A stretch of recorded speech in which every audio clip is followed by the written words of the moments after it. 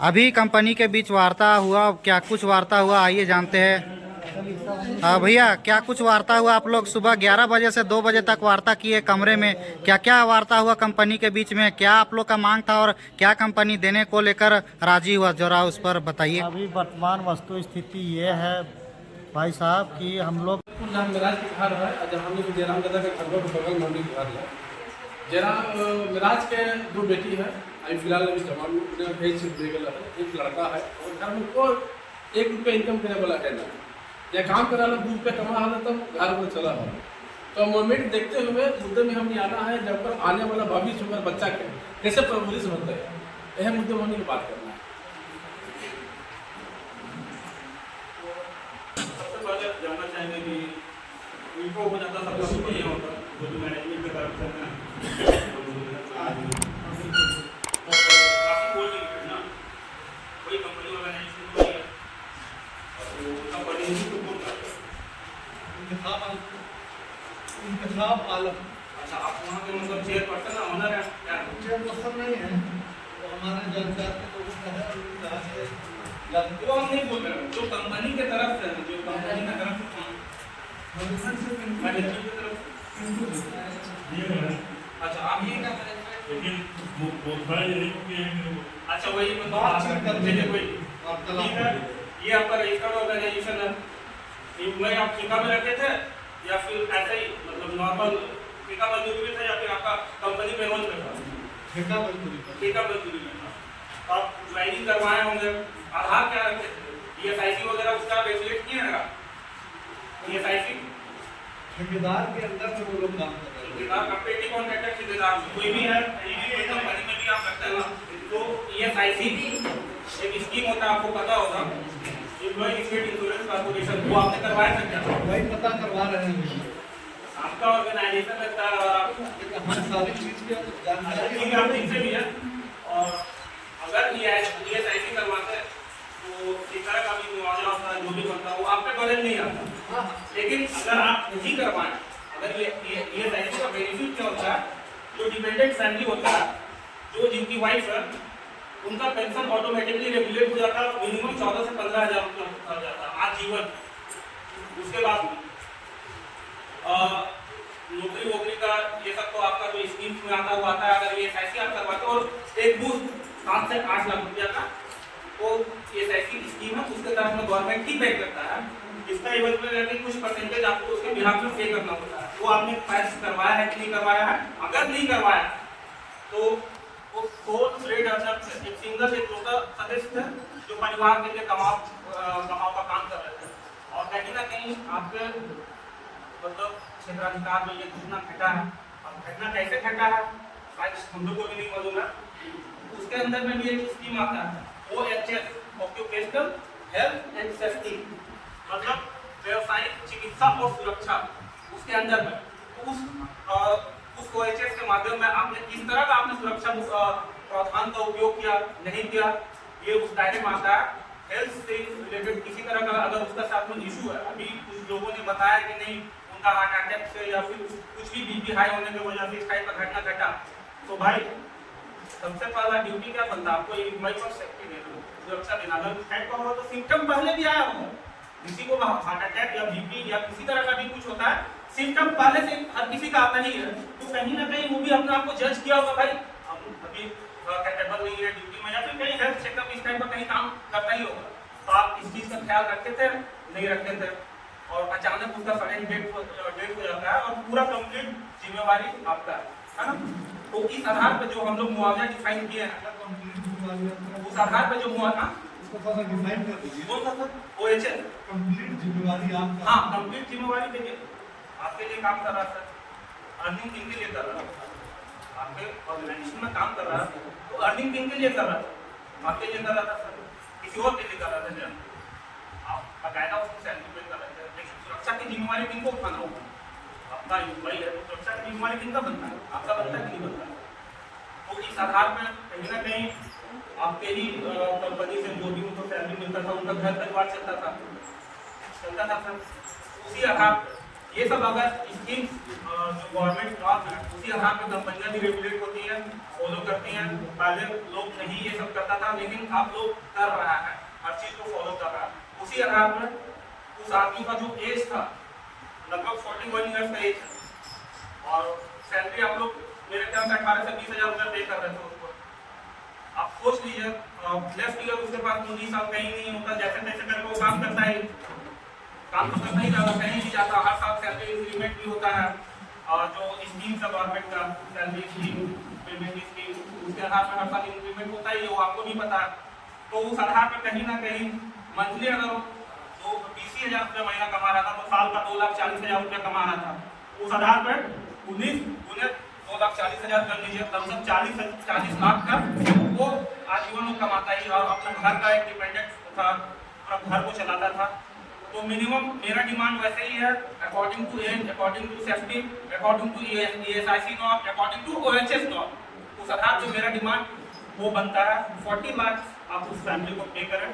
और जो उनकी वाइफ है पेंशन रेगुलेट कीजिए, पेंशन जो भी गवर्नमेंट नॉर्म है उस आधार पर ESIC अगर करवाया है तो उस आधार पर पेंशन ऑटोमेटिक रेगुलेट होगा। जैसे ही आप डेथ सर्टिफिकेट देते हैं और जो भी उसका प्रोसीड्योर है उसको फॉलो करते हैं, उसके बाद जो भी इनके बच्चे हैं जो माइनर एज के हैं अप टू 18 ईयर्स तक के जो भी बच्चे हैं उनका पढ़ाई का खर्चा आप उनको दे दें और एक अपने कंपनी पेरोल पे उनके परिवार को जो डिपेंडेंट फैमिली है उनको एक जॉब दे दें।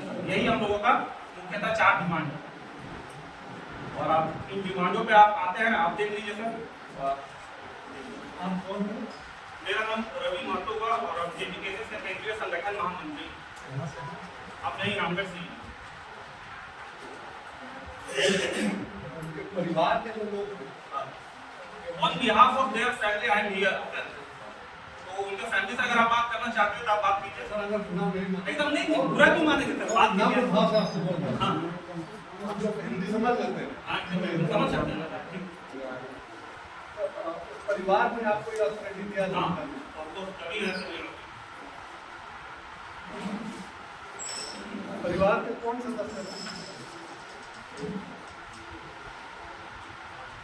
मैं गाँव का सदर और वो उस परिवार का पूरा घर का जिम्मेवारी मेरा पूरा चिंता हो गया और वो मेरा अंसारी वो JPKC के एक सिपाही हूँ।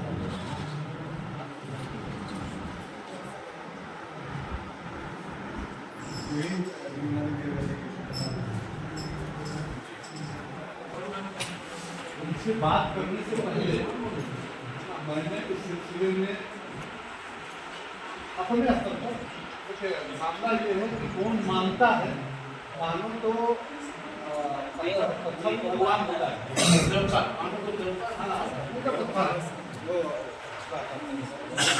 हमने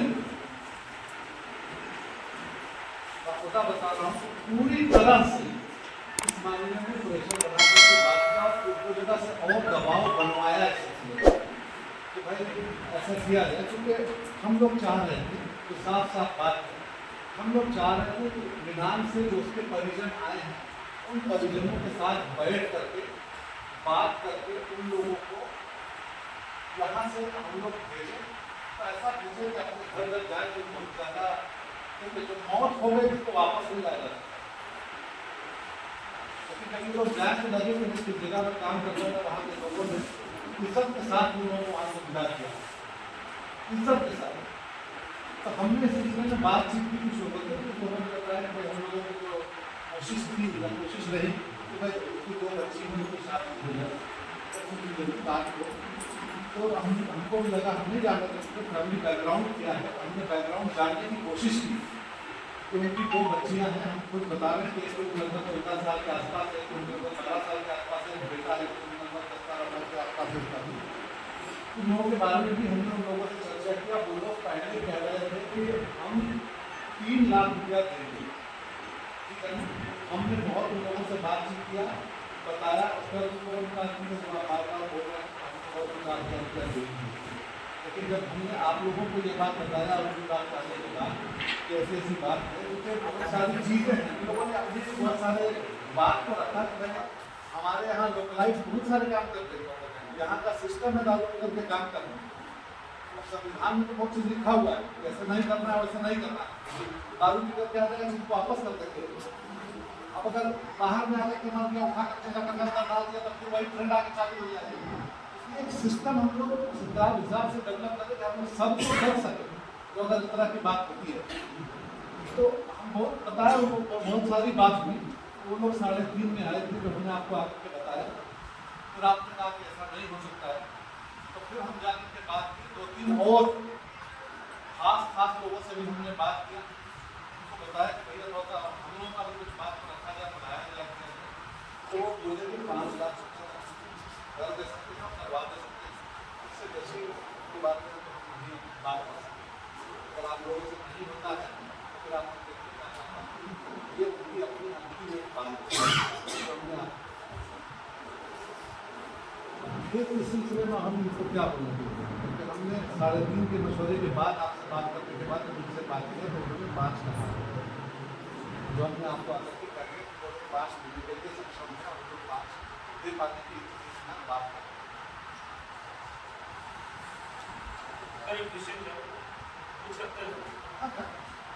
आधार क्या बनाना है?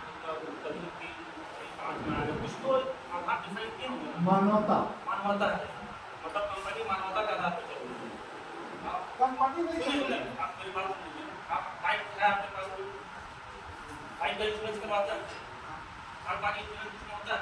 अगर आपके बाइक की वजह से किसी का जान चला जाता है ना, उसका मुआवजा, और आप एक लिमिटेड कंपनी चला रहे हैं और तो भी 25 साल पुराना कंपनी है, एम्प्लॉय के प्रति आपका क्या जिम्मेवारी होता है? मतलब आप ऐसे कैजुअल टॉप करके निकल गए हैं कि आप कुछ है ही नहीं। एक बाइक का भी ऑनर होता है ना, अगर उसके बाइक से किसी का जान चला जाता है तो लाखों में, according to age, according to salary, according to earning, उस आधार पे, अकॉर्डिंग टू डिपेंडेंट, उस आधार पे करोड़ों तक का मुआवजा बनता है और वो कंपनी पे करती है। आपका क्या आधार है? मतलब मानवता आधार नहीं हुआ, और मानवता के आधार पर कंपनी कभी नहीं चलता है। और आप जो बोल रहे हैं दारू पीने का बात है, तो कंपनी में ये नॉर्म भी है, आप दारू पीने वाला को हटाइए, जो दारू नहीं पीता है वैसे एम्प्लॉय को आप रखिए। ऐसा नहीं है सर, आप लोकल एक्ट्स को उस चीज में डिफाइन नहीं कर सकते हैं आप। हम तो बताएं आपको संविधान में बहुत कुछ लिखा हुआ है। ईडी अभी क्या कर रही है जानते हैं आप? आपको इनकम टैक्स क्या कर रहा है जानते हैं आप? कौन? इनकम टैक्स, ईडी और सीबीआई आप कैसे काम कर रही है? संविधान को वही काम करने के लिए बोला है। संविधान को वैसे ही करने के लिए बोला है। संवैधानिक रूप से ही काम कर रहा है। संवैधानिक रूप से काम कर रहा है। गलत किया तभी तो अगर गलत किया तो वहाँ भी सब कुछ है।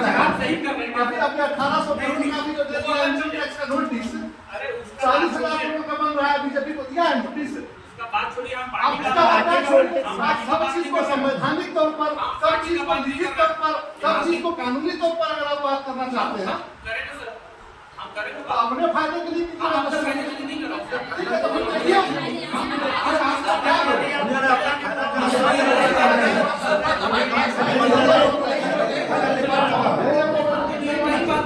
किसी पर जान मत लगाइए, अपने फायदा के लिए नहीं बोल रहे हैं।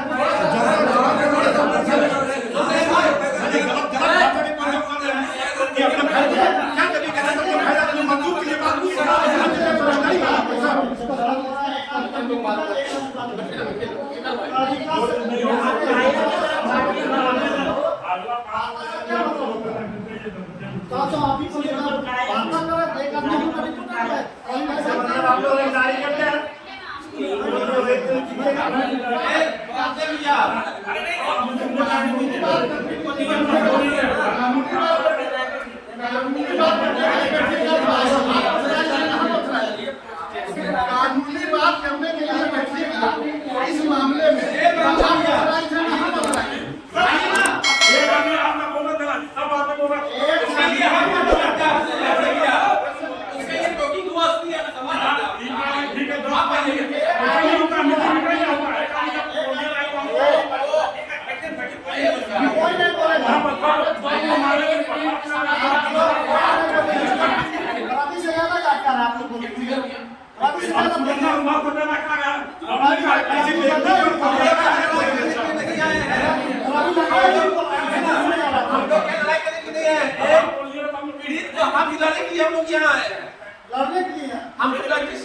इसीलिए आपको सेवा, इसलिए आप लोग बैठे हुए हैं एक निर्णय लेने के लिए।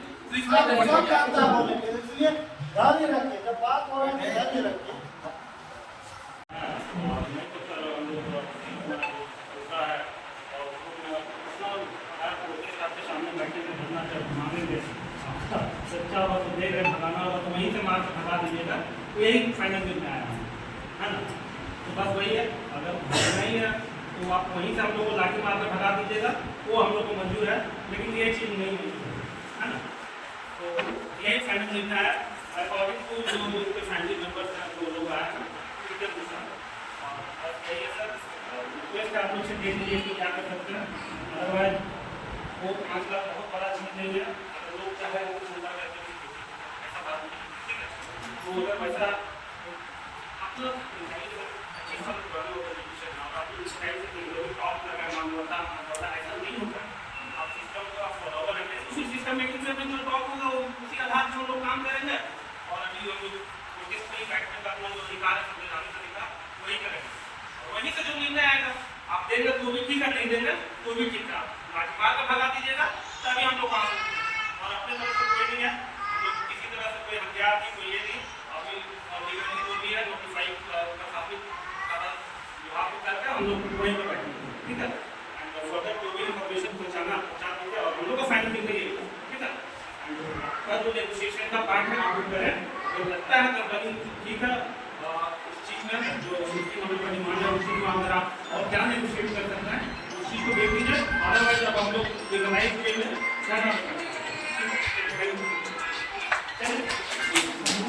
अपना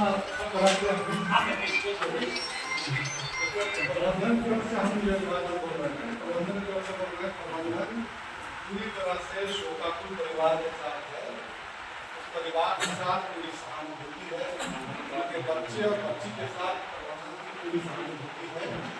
प्रबंधन ने अपने हिसाब से मानवता के आधार पर उस परिवार को आर्थिक मदद देने के लिए 5.5 लाख रुपए का एक प्रयास छोटा सा किया। हम इस मामले में प्रबंधन के भी आभारी हैं, और आपने जो बात कही, चुके परिवार की तरफ से उस गांव के सदर जनाब क्या नाम, जनाब रामू खान साहब आए, उनके साथ भी हमारी बातचीत हो रही है। इन्होंने भी हमको ये बात कही कि भाई ठीक है, अगर 15 आप नहीं कर पाते हैं तो आप 10 कर, तो उस सिलसिले में भी हम ये बात उनको बोल रहे हैं। जैसा कि अभी आपने कहा उनकी तरफ से परिजन आपको जो बात कर रहे हैं कि 5 लाख रुपये चंदा लेकर के हम लोग कर सकते हैं, तो अगर परिवार की इच्छा 10 लाख रुपए की है और 5.5 लाख रुपये प्रबंधन दे रहा है और आप 5 लाख रुपये चंदा देकर के उसको कर सकते हैं, तो हम आपको ये कहेंगे कि आपके चंदे का काम करके उस परिवार को 5 लाख रुपये और दे दीजिए, ताकि परिवार की जो नीड है, परिवार को वो नीड मिल जाए और परिवार खुश हो जाए। 10 की जगह 15 की कुछ नहीं करेगी ना सर, कहने का मतलब कंपनी कुछ नहीं करेगी।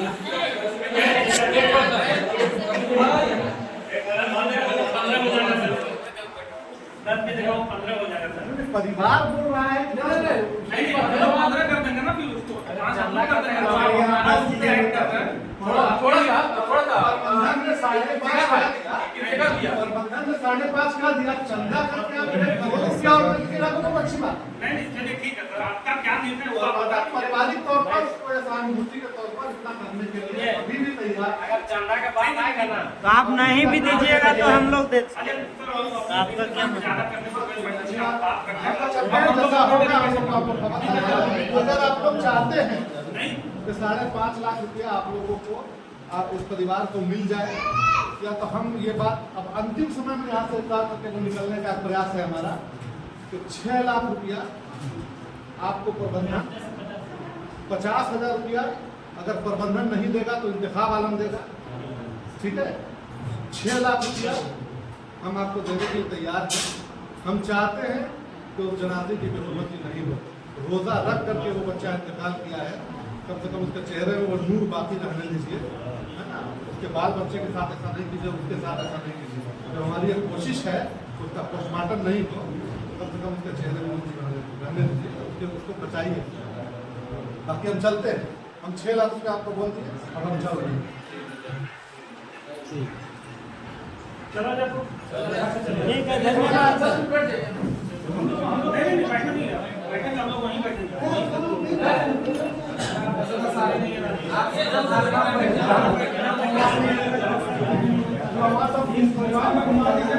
तो देख सकते हैं क्लासिक कोल माइन सिकनी के द्वारा 6 लाख मृतक के परिजन को देने की बात कर रही है, और अभी फ़िलहाल JBKSS के सदस्य लोग और परिजन लोग मानने को तैयार नहीं है 6 लाख रुपए में। तो इन लोगों का कहना है कि अब वही कंपनी के गेट पर धरना दिया जाएगा, प्रोटेस्ट किया जाएगा, जो मानव का संवैधानिक अधिकार है इसके तहत। तो फिर से नेक्स्ट अपडेट देंगे आपको कि आगे क्या होता है। अभी के लिए बस इतना ही। जय झारखंड, जोहार झारखंड। तो देख सकते हैं अभी तमाम JBKSS के सक्रिय सदस्य लोग और पीड़ित परिवार के लोग यहाँ पर आपसी विचार विमर्श कर रहे हैं। और अभी कंपनी के बीच वार्ता हुआ, क्या कुछ वार्ता हुआ आइए जानते हैं। भैया क्या कुछ वार्ता हुआ? आप लोग सुबह 11 बजे से 2 बजे तक वार्ता किए कमरे में, क्या क्या वार्ता हुआ कंपनी के बीच में? क्या आप लोग का मांग था और क्या कंपनी देने को लेकर राजी हुआ? जरा उस पर बताइए। अभी वर्तमान वस्तु स्थिति ये है भाई साहब कि हम लोग गरीब को हक दिलाने के लिए हम लोग न्यूनतम लास्ट बोले कि भाई 15 लाख तक आप दे दीजिए, क्योंकि 3 गो उसका अभी शादी करने लायक 2 बेटी है, 1 बेटा है। तो हम लोग बोले कम से कम 15 लाख रुपया उचित मुआवजा दे दीजिए, तो हम लोग कुछ नहीं करेंगे और मानवता का भी शर्मसार होने से बच जाएगा। लेकिन यहाँ फैक्ट्री प्रबंधन की ओर से कभी 50,000, 50,000 से 1.5 लाख, 1.5 लाख से 3 लाख, 3 लाख से 3.5 लाख, ऐसे करते मतलब बार्गेनिंग करते करते अभी 6 लाख तक आया है कंपनी।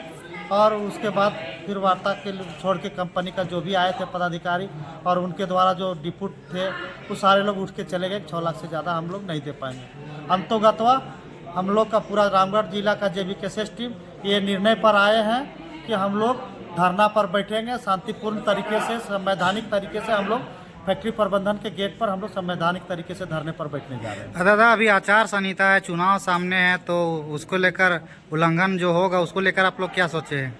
उसको लेके हम लोग पहले तो प्रशासन को आवेदन दे दिए हैं, दे रहे हैं। आवेदन हमारा अब रिसीव होने वाला, लगभग सब लोग निकल गए। अनुमंडल पदाधिकारी से भी हम लोग परमिशन ले रहे हैं, DC से भी परमिशन ले रहे हैं, क्योंकि किसी के मौत का मामला है तो ये मौत में आचार संहिता और ये नहीं देखा जाता है। मौत किसी को कह के नहीं आता है कि आचार संहिता समय मौत है। इसलिए हम लोग मानवता को शर्मसार होने नहीं देंगे। गरीब को न्याय दिलाने के लिए हम लोग के ऊपर कुछ होता भी है तो उसको हम लोग साथ स्वीकार करने के लिए तैयार हैं।